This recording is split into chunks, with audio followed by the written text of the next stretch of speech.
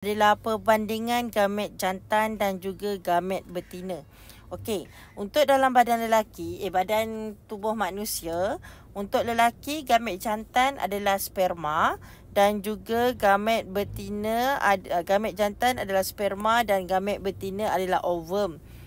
Macam yang kita dah pernah sentuh sebelum ni, model 3 dimensi dan yang pernah kita bincangkan sebelum ni. So, kalau sperma, macam saya cakap dalam kelas sebelum ni, sperma ni adalah sel yang paling kecil dalam badan lelaki. Sangat kecil. Dan ovum pula adalah sel yang terbesar dalam badan perempuan. Kalau kita nak bandingkan, maksudnya macam contohlah kan, kalau kita nak bandingkan, ovum ni sebesar genggaman kita, genggaman tangan kita. Ni perbandingan je, bukannya saiz betul-betul lah. Okey, so ovum ni saiz sebesar saiz genggaman kita, genggaman tangan, dan sperma ni macam semut je yang ada dekat genggaman tangan kita.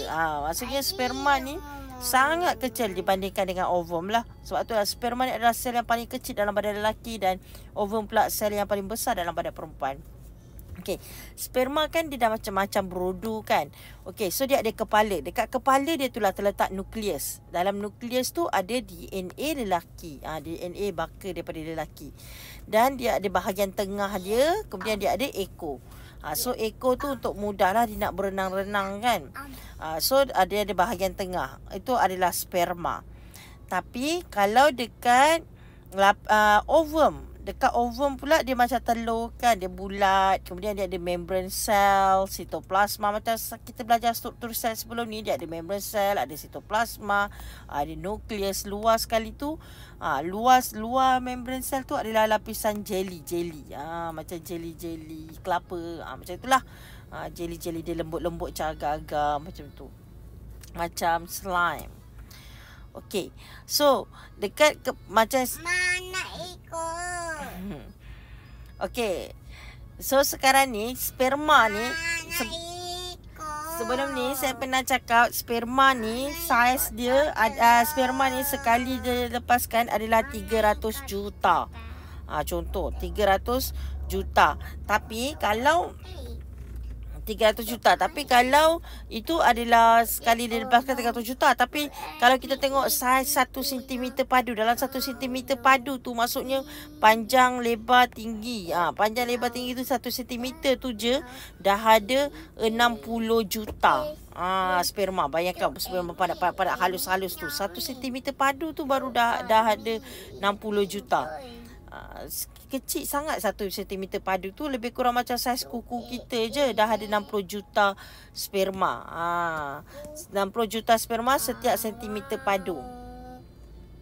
Okey, ovum pula dia bentuk sfera lah, macam bola kan. Sfera, diameter dia adalah 0.1 mm.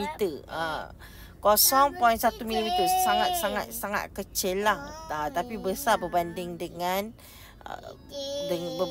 sangat besar berbanding dengan sperma tu lah. Okey, so sama juga dekat nukleus ovum tu pun dia ada maklumat genetik, DNA lah, maksudnya maklumat genetik yang akan diturunkan kepada anak. Kalau macam sperma tu dia ada ekor. Dia ada ekor untuk dia berenang-renang daripada sebelum ni kan, masuk faraj, cervix, kemudian uterus, kemudian baru pergi ke tube fallopian. So sperma dia ada ekor untuk berenang-renang. Walaupun kita tengok video animasi dekat kelas sebelum ni, ovum tu dia bola macam bergolek-golek kan ke uterus tu. Tapi sebenarnya bukanlah dia yang menggolekkan badan dia. Tapi struktur dalam tube fallopian tu, contoh kan dia macam ada bulu-bulu sikit, yang menggerakkan uterus, yang menggerakkan bola tu, menggerakkan ovum tu ke bawah.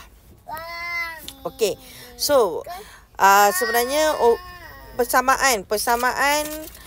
Jadi kalau yang sperma dengan ovum ni, persamaan dia dua-dua bawa maklumat genetik, iaitu DNA dekat nukleus, dan dua-dua tu adalah sel pembiakan seks lah. Okey, so persamaan ada dua, membawa maklumat genetik dan merupakan sel pembiakan seks. Tapi perbezaan dia sperma tu boleh bergerak sebab dia ada ekor, dan ovum tak boleh bergerak. Okey, kemudian sperma dihasilkan oleh testis dan ovum dihasilkan oleh ovari. Sperma gamet jantan dan ovum confirmlah gamet betina. So, sperma adalah sel yang terkecil dalam badan lelaki dan ovum sel yang terbesar dalam badan perempuan. Okey, jadi ada 4 perbezaan. Satu, pergerakan, boleh bergerak ke tak boleh bergerak. Kedua, dihasilkan oleh siapa? Testis atau ovari. Ketiga, gamet, jantina dia lah, jantan ke betina. Dan keempat, saiz dia. Mana yang paling kecil dekat badan lelaki, mana yang paling kecil paling besar dekat badan perempuan.